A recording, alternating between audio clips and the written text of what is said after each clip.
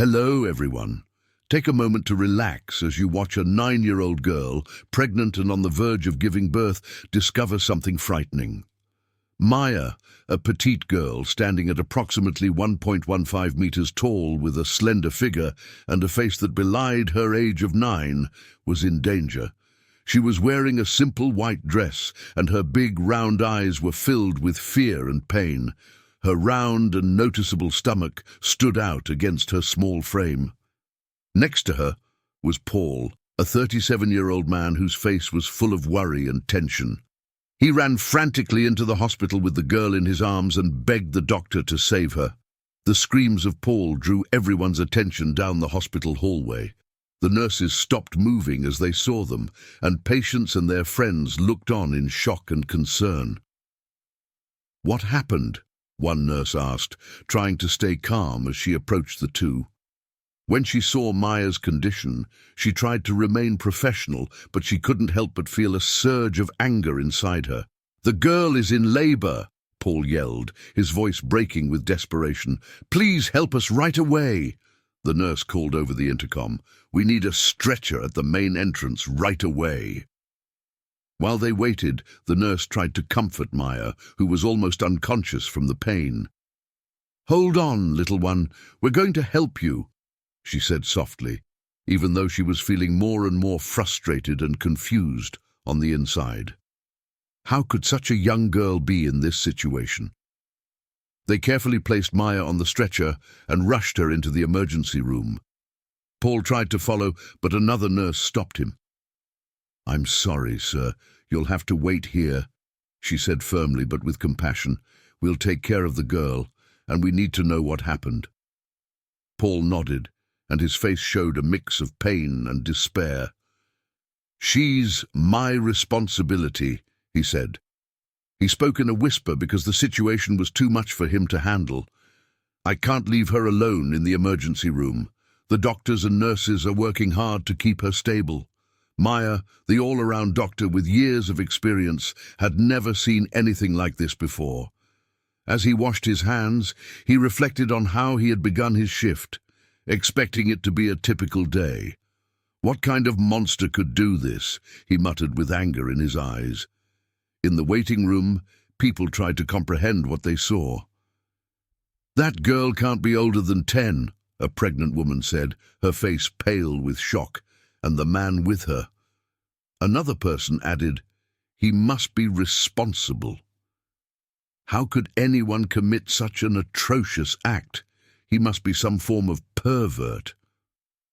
Paul hid in a corner with his hands over his ears to block out the criticism from the people around him.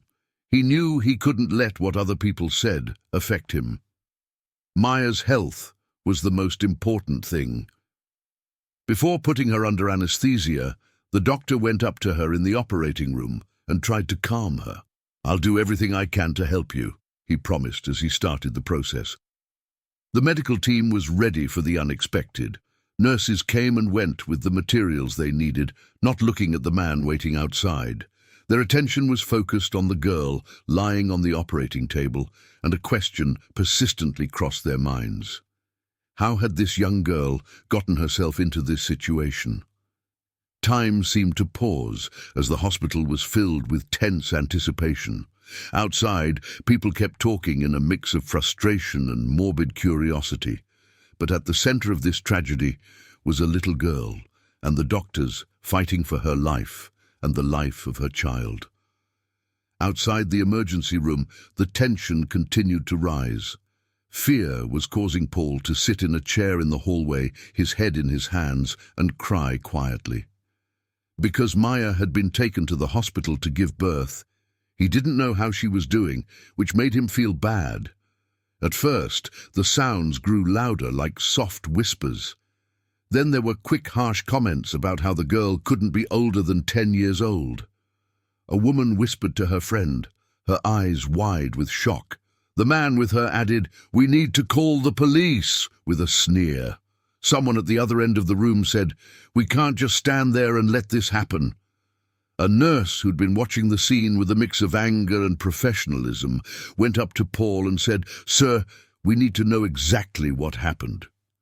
Paul looked at her with wide, desperate eyes. "Maya needs help. That's what matters most right now," he answered, his voice choked with emotion. The nurse nodded, knowing that she wouldn't be able to get any more information from him in this state. "We'll do everything we can to help her," she said, trying to reassure him. At the same time, an older woman with her arms crossed and a scowl couldn't hold back her anger any longer. "That man is a shame and should be put up," she yelled at Paul. "Yes, we cannot allow someone of his caliber to go unpunished." Another individual concurred, and as more individuals joined in the condemnation, a head nurse attempted to maintain calm by stating, "We're in a hospital and need to focus on caring for our patients, but we can't ignore this." "What's going on?" a young woman replied, looking at Paul with disgust and asking how someone could do something so horrible. People in the waiting room agreed, and some pulled out their phones to call the police. The tension got too high, and Paul, feeling trapped, could only close his eyes to block out everything going on around him. Suddenly, a tall, muscular man got up from his seat and walked straight toward Paul. Without saying a word, he grabbed Paul by the collar and lifted him off the chair, yelling, "You're a lowlife!" "How could you do this to a child?" Paul, scared and shocked, raised his hands as if to surrender. He attempted to clarify, "No, wait, you are not understanding." But the man responded, "You are a monster, and you will be held accountable." As the situation escalated, a nurse intervened to attempt to separate the man and Paul. "Stop it! Let him go!" she yelled, putting herself between them. "We've already called the police. They'll handle this." The man let go of Paul, pressing him back onto the chair. The nurse quickly checked to see if Paul was okay before turning to the frustrated man. "I get why you're mad, but we can't fight here. Let the police handle it." Paul sat back down and tried to stay calm. He knew he couldn't change how other people saw him right now, but he had to be strong for Maya. A few minutes later, 2 police officers walked into the room in response to the series of calls from witnesses. They approached Paul directly, their faces clearly visible. "We need you to join us, sir. You are important and responsible." The officer put a strong but non-threatening hand on Paul's shoulder and said, "Maya, she needs me." As the other officer said, "We need you to come with us to clear up some details," Paul tried to hold back his sobbing voice. "We'll look into what's going on here," the other officer said.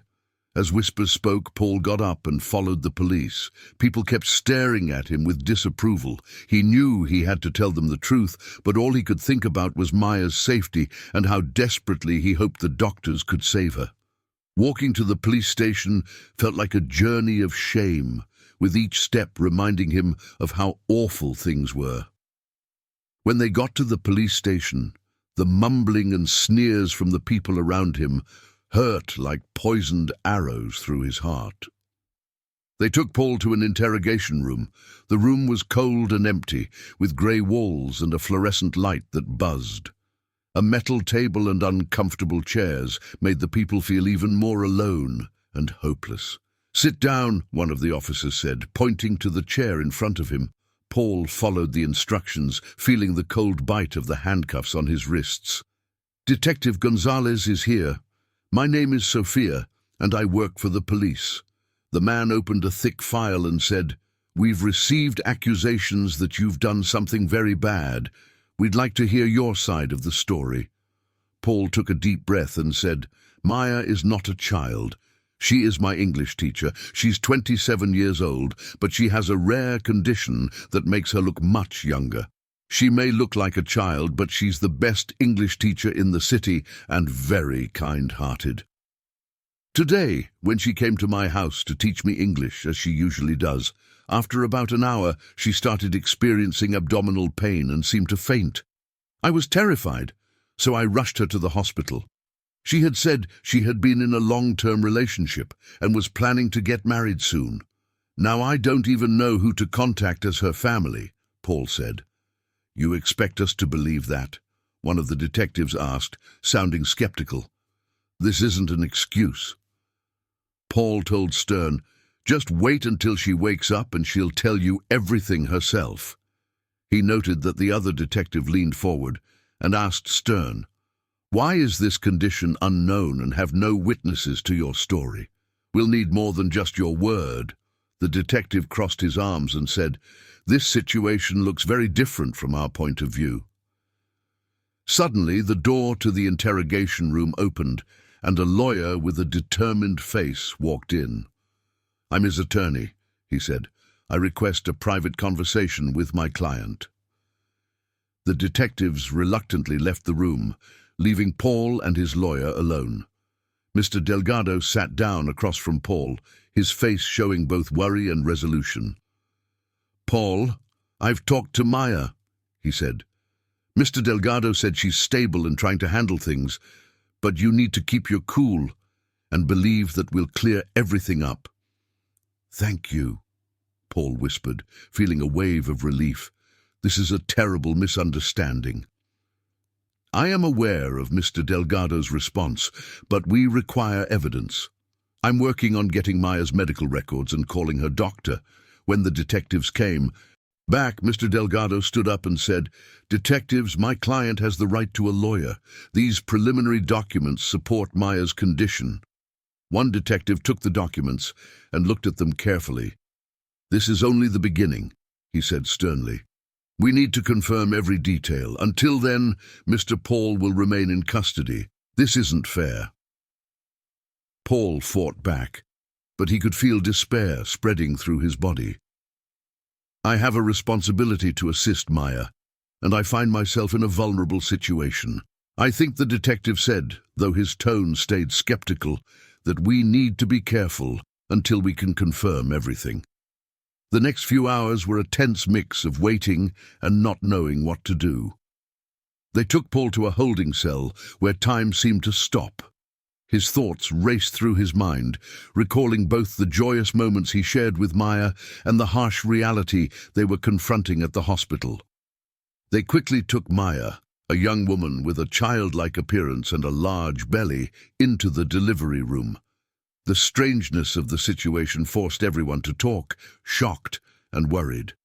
As the night's lead doctor, Dr. Guadalupe, hurried toward the delivery room, he kept asking himself, how could this be? Despite seeing many strange cases at work, this was the first he remembered. He told himself to get ready for an emergency C-section. Dr. Guadalupe told the nurses and assistants to quickly set up the surgical instruments and make sure Maya was ready for the process as soon as he walked into the delivery room. Maya lay on the stretcher, her eyes closed, her face pale from pain and fatigue.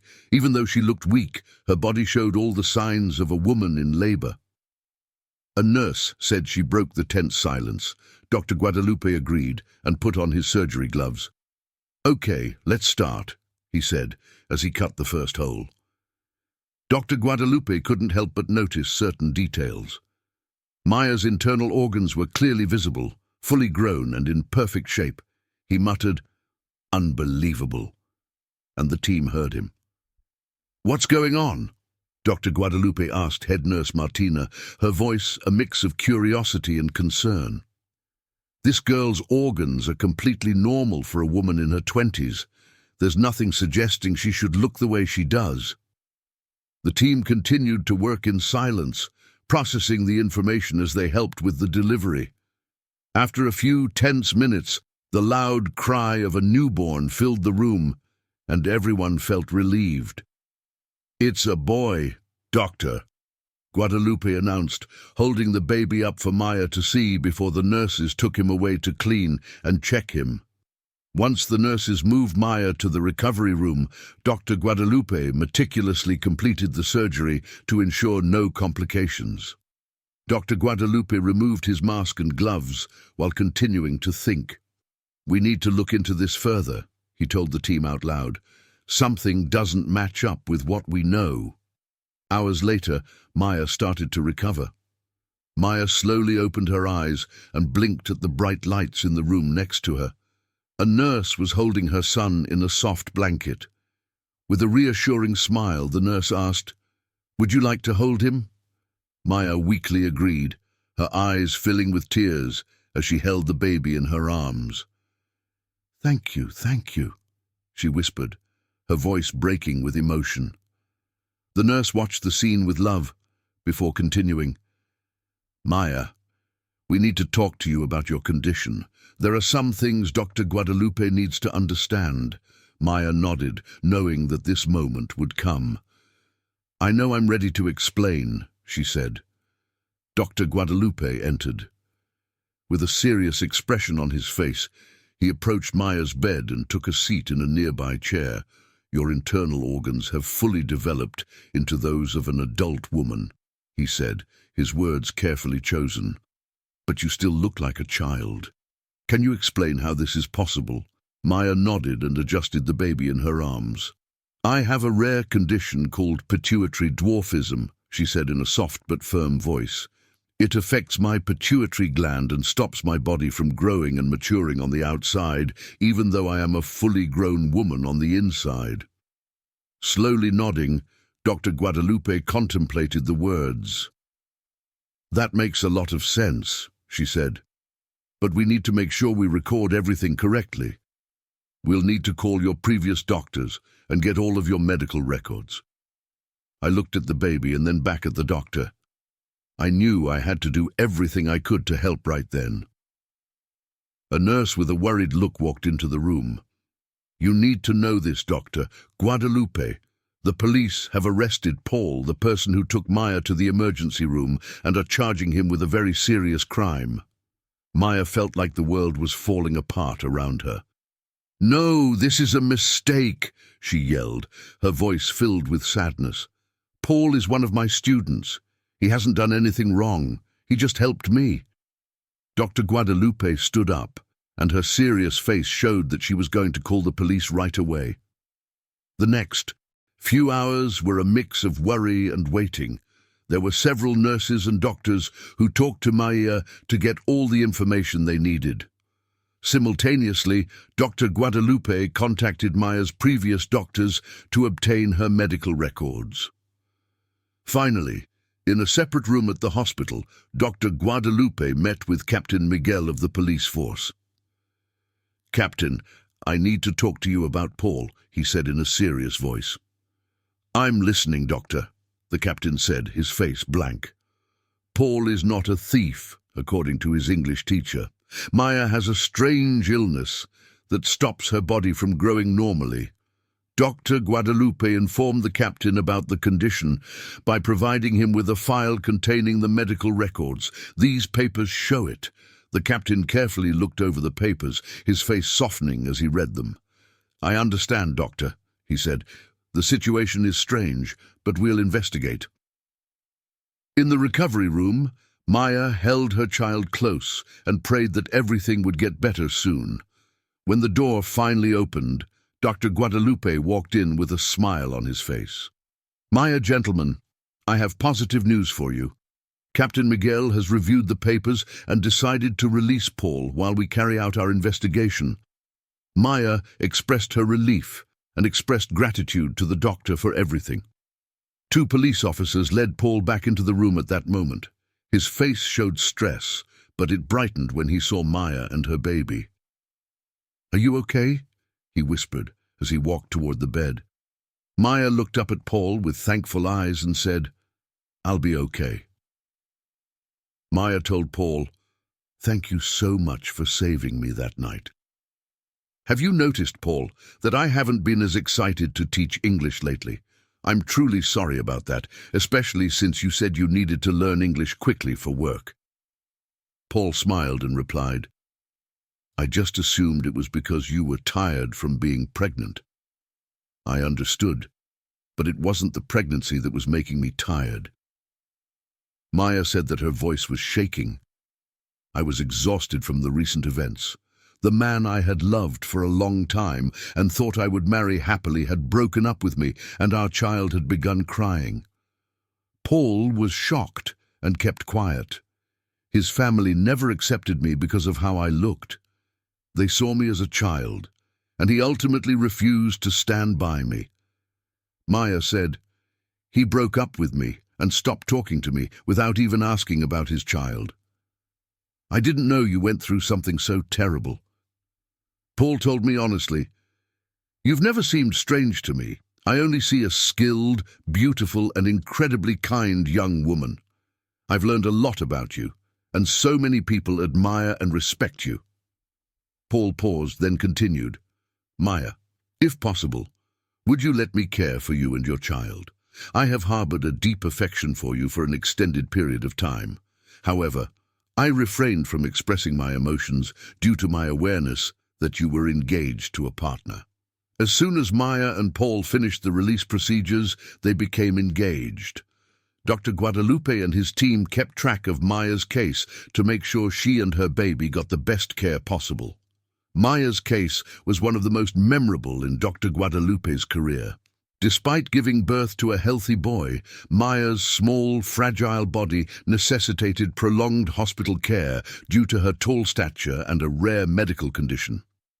News of her case quickly spread through the hospital, making staff and other patients both interested and deeply moved. Every day, Paul stayed by Maya's side and cared for her and the baby with a dedication that touched everyone. The nurses, accustomed to a variety of situations, couldn't help but feel a little envious of the love and care Paul showed for his girlfriend. Today, we have oatmeal, orange juice, and fresh fruit. Nurse Sophia. As she put the food tray on the table next to Maya's bed, Nurse Sophia smiled and said, "Thank you." Maya tried to sit up, and her voice was soft but full of thanks. "Everyone here has been so kind to me." The nurse nodded and moved the pillow behind Maya to make her more comfortable. "It's the least we can do," she said. "At that moment, your case was crucial to all of us." Paul walked in with baby B in his arms. When he saw Maya, his face lit up, and he knelt down to give her a soft kiss on the forehead. "Good morning, my love," he said. Paul said, "Good morning, Maya. BM and I came to see you." Maya smiled, her eyes shining with love and thanks. "How is our little HEK?" Paul answered, "Well, thanks to you, nurse. I'm holding the baby gently." Sophia smiled as she watched the scene. "Paul, you are an exceptional father. We are not frequently exposed to individuals who are as proud and affectionate." "Thank you, nurse." Sophia. The next few days, Paul looked at Maya with love and said, "I'll do anything for my family." Other patients and hospital staff noticed Paul and Maya's connection. They talked a lot about how much they loved and cared for each other, earning admiration and respect. One afternoon, Paul helped Maya walk around the hallway to strengthen her legs. An old patient named Mrs. Anna walked up to them and said, "Excuse me," with a smile. "Thank you so much for watching the whole video. You are our biggest inspiration to keep making videos. Let us know where you're watching so we can track its global reach. If you found it interesting, please like it and share it with your friends." "Anne," Mrs. Maya replied, leaning on Paul's arm, "we've been through a lot together and we're so thankful to have each other." Mrs. Anna nodded, knowing that was the most important thing. As the days went by, she came to realize that love and family are the most valuable things in life. Maya slowly got better, but she still needed continuous care every day. Paul made sure she was comfortable by bringing her fresh flowers, reading her favorite books, and making sure she had everything she needed. One afternoon, a younger nurse helped Maya sit up after a short walk. Miss Louise walked up to Paul with a shy smile and a bit of nervousness. "Excuse me," she said. "I just wanted to say that we all talk about how wonderful you are. The way you care for Maya and your son is truly inspiring." Paul smiled and gently squeezed Maya's hand. "Thank you, Miss Louise," he said. "Any husband would do anything for the woman he loves." Maya looked at Paul with tears in her eyes. "You're the most amazing person," she said. Paul and Miss Louise nodded deeply. "You two are a remarkable couple. I hope you both get better soon and are able to enjoy life together." Their relationship moved the nurses and caught the attention of the medical staff. Dr. Guadalupe, who often stopped to talk to them, had closely watched Maya's healing. Paul Maya. As he looked over Maya's file one afternoon, Dr. Guadalupe said, "I am truly impressed by the way you both have handled this situation. Your love and dedication are remarkable." "Thank you, Dr. Guadalupe." Maya agreed with Paul's answer. "We are very thankful for everything everyone here has done for us." Dr. Guadalupe smiled as he closed the file. "It's an honor for us to help a strong and united family like yours," Maya said. "Your healing is going well. With a little more time and care, you'll soon be able to go home." Maya and Paul felt relieved and hopeful when the doctor spoke. Despite knowing they still had a long way to go before they fully recovered, they faced each day with determination and the unwavering support of those around them. As the sun went down over the hospital, it painted the sky with warm shades of orange and pink. As Maya lay back on the bed with Paul and baby BMI next to her, she felt at peace and thankful for the life and love she shared with her family. "I love you more than anything in the world, and nothing can change that," Paul whispered as he stroked her hair. "I love you too." Paul Maya replied, her eyes filled with tears. "I am so grateful for everything you have done for me." No matter their problems, Maya and Paul knew they had each other. Their love, which was stronger than ever, was what kept them grounded and pointed them toward a bright and hopeful future. After a few weeks in the hospital, Maya's day finally came. Paul and their little BMI should go home in the sun. As it rose in the sky, it was a sign that this young family could start over. Maya held BMI in her arms as Paul gently pushed her wheelchair. His cheeks were red and his eyes were bright, taking in the world like a child. "We're ready to go home, Maya." With a warm smile, Paul helped his wife slowly get out of the wheelchair. "Everything will be okay," she said. "Yes, Paul, I'm ready." A crowd of reporters and photographers greeted them as they walked out of the hospital. As the family made their way to the exit, camera flashes kept going off, capturing every moment. Maya replied, "I can't wait to start this new chapter with our family." Maya, one of the reporters, yelled, "Paul, how does it feel to be going home? We feel so lucky and thankful." Paul answered, putting a light squeeze on Maya's hand.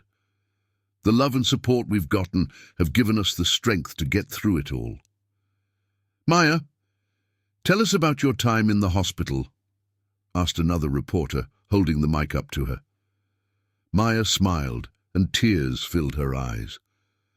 "It was a challenging journey, but we had an amazing medical team and my wonderful boyfriend by my side. I'm so thankful for all the love and care we've received as they moved forward," she said. Reporters kept asking Paul and Maya questions, but they stayed cool and thankful, knowing that their story had touched many people.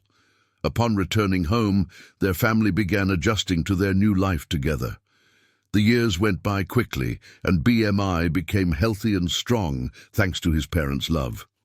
Paul and Maya's story touched many, demonstrating the resilience of true love. In the summer of 2006, Paul and Maya sat on their porch and watched BMI play in the yard. The setting sun lit up the scene with a warm golden light, and the air was filled with the laughter of their children. Paul smiled and said, "I think BMI might want a little brother or sister to play with." I shared Maya's thoughts. "I'm touched. Being with you has been great. It's wonderful to have someone who loves me and our child without caring about how I look. It's uncommon to find someone like you, and I feel so lucky to have found you." Maya tightly gripped Paul's hand and said, "I love you."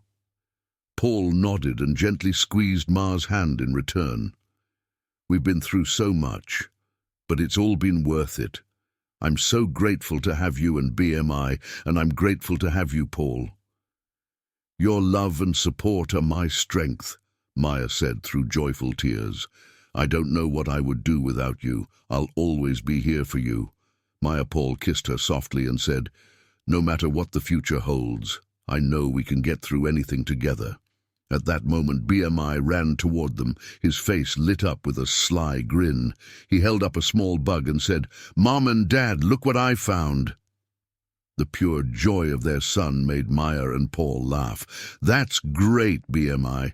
While stroking his son's hair, Paul told him, "You're such a great little explorer." As the sun went down, the family stayed on the porch and enjoyed the peace and happiness of being together. Paul and his family's story was not only a testament to their love and strength, but also an inspiration to everyone who knew them. The love of their son and the unwavering support of each other enveloped them. Knowing they can overcome any challenge together makes Paul and Maya optimistic about the future. They will value every moment of their life together. If you enjoyed this story, please consider giving it a like and subscribing to our channel. Thank you for your help. Your assistance allows us to continue sharing heartwarming stories with you. Reads almost every day. Thank you for your help and have a wonderful day.